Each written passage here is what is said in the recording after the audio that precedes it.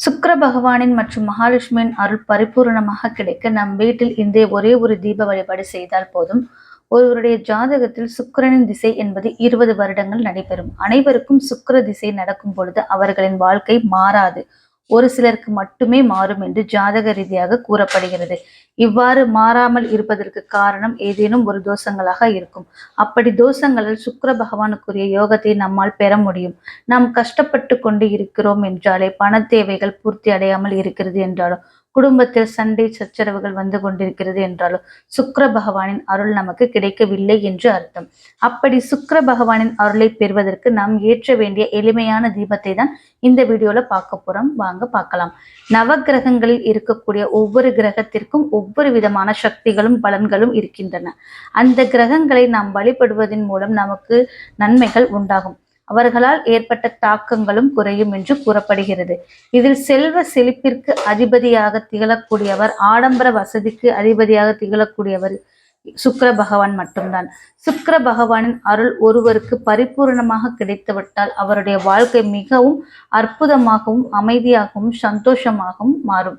அப்படிப்பட்ட சுக்கிர பகவானின் அருளை பெற செய்ய வேண்டிய ஒரு எளிமையான தீப வழிபாடு தான் செய்ய போகிறோம். இந்த வழிபாட்டை சுக்கிர பகவானுக்குரிய கிழமையான வெள்ளிக்கிழமை அன்றுதான் செய்ய வேண்டும். அதுவும் சுக்கிர பகவானுக்குரிய நேரமான சுக்கிரஹோரையில் தான் செய்ய வேண்டும். பொதுவாக வெள்ளிக்கிழமை அன்று சுக்கிரஹோரை என்பது காலை 6 to 7, மதியம் 1 to 2, இரவு 8 to 9. இதில் காலை 6 to 7 என்பதுதான் மிகவும் உகந்த நேரம். இந்த வழிபாட்டை செய்வதற்கு முதலில் நமக்கு ஒரு மகாலட்சுமி தாயாரின் படம் என்பது வேண்டும். நம் வீட்டிலேயே மகாலட்சுமி தாயாரின் படம் இருக்கிறது என்று நினைப்பீர்கள். இதில் குறிப்பிடத்தக்க ஒன்று என்னன்னா, அந்த மகாலட்சுமி தாயார் அணிந்திருக்கும் புடவையின் நிறம் பச்சை நிறமாக இருக்க வேண்டும். அப்பொழுதுதான் சுக்கிர பகவானின் அருள் நம்மால் எளிதில் பெற முடியும். மற்ற நிறங்களில் இருக்கக்கூடிய மகாலட்சுமியை விட பச்சை நிற ஆடை அணிந்த மகாலட்சுமிக்கு சக்திகள் அதிகம் என்று கூறப்படுகிறது. இப்படி பச்சை நிற புடவை உடுத்திய மகாலட்சுமி தாயாரின் படத்தை சுத்தம் செய்து அவருக்கு வாசனை மிகுந்த பூக்கள், சந்தனம், குங்குமத்தை வைத்துக் கொள்ளுங்கள். பிறகு அந்த மகாலட்சுமி தாயாரின் படத்திற்கு முன்பாக புதிதாக ஒரு அகல் விளக்கை வாங்கி அதில் நெய் ஊற்றி பஞ்சுத்திரி போட்டு தீபம் ஏற்ற வேண்டும். இந்த தீபமானது சுக்கிரனுடைய திசையான வடக்கு திசையை பார்த்துதான் இருக்க வேண்டும். பிறகு இந்த தீபத்தில் ஒரு சிட்டிகை அளவு பச்சை கற்பூரம், ஒரே ஒரு ஏலக்காய் விதை போட வேண்டும்.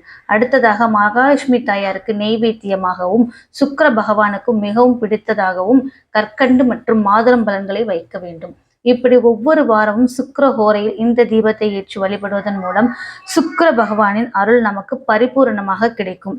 இந்த வாரம் ஏற்றிய அதே அகல் விளக்கை அடுத்த வாரம் உபயோகப்படுத்தக்கூடாது. புதிதாக ஒரு அகல் விளக்கை வாங்கித்தான் பயன்படுத்த வேண்டும். இந்த முறையில் தொடர்ச்சியாக வெள்ளிக்கிழமை தோறும் சுக்கிர தீபத்தை ஏற்றி வழிபடுவதன் மூலம் நம் வாழ்க்கையில் அனைத்து விதமான நன்மைகளும் கிடைக்கும். நிம்மதியான சந்தோஷமான வாழ்க்கையும் பெற முடியும். மகாலட்சுமியும் சுக்கிர பகவானின் அருள் பரிபூரணமாக கிடைக்கும். இந்த வீடியோ உங்களுக்கு பிடிச்சிருந்தா ஒரு லைக் பண்ணுங்க. நன்றி, வணக்கம், தேங்க்யூ.